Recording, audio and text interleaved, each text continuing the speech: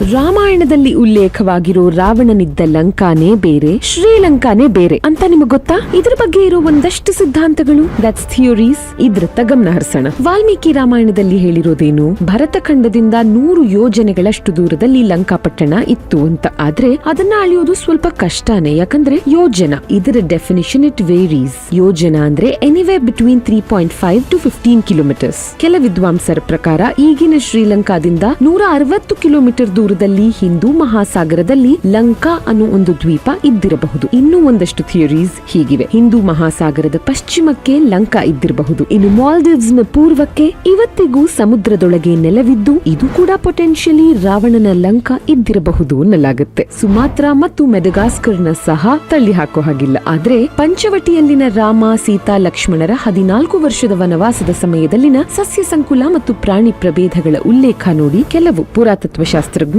ರಾವಣನ ಲಂಕಾ ಮಧ್ಯ ಭಾರತದಲ್ಲಿ ಇದ್ದಿರಬಹುದು ಅಂತ ಕೂಡ ಹೇಳ್ತಾರೆ. ಹಾಗೂ ಒಂದು ಅಂದಾಜಿನ ಪ್ರಕಾರ ಕಾರ್ತವೀರ್ಯಾರ್ಜುನ ಆಳ್ತಿದ್ದಂಥ ದಂಡಕಾರಣ್ಯದ ಪಕ್ಕದ ಹೈಹಯ ರಾಜಧಾನಿ ಇದುವೇ ಆಗಿನ ಲಂಕಾ ಇರಬಹುದು ಅಂತ. ಇನ್ಫ್ಯಾಕ್ಟ್ ಇದು ಅಯೋಧ್ಯೆ ಹಾಗೂ ಚಿತ್ರಕೂಟದೊಂದಿಗೆ ಒಂದೇ ಸಾಲಲ್ಲೇ ಬರುತ್ತೆ. ಈ 3 ಪಟ್ಟಣಗಳು will fall on a straight line ನಕ್ಷೆಯಲ್ಲಿ. ಹನುಮಂತ ಲಂಕಾಪುರಿಗೆ ಬೆಂಕಿ ಹಚ್ಚಿ ಇಡೀ ಪಟ್ಟಣವೇ ಉರಿದು ಹೋದ್ದರಿಂದ ಇವತ್ತಿಗೆ ನಾವೇನೇ ಮಾಡಿದ್ರೂ ಅದು ಊಹೆ ಮಾತ್ರವಷ್ಟೇ.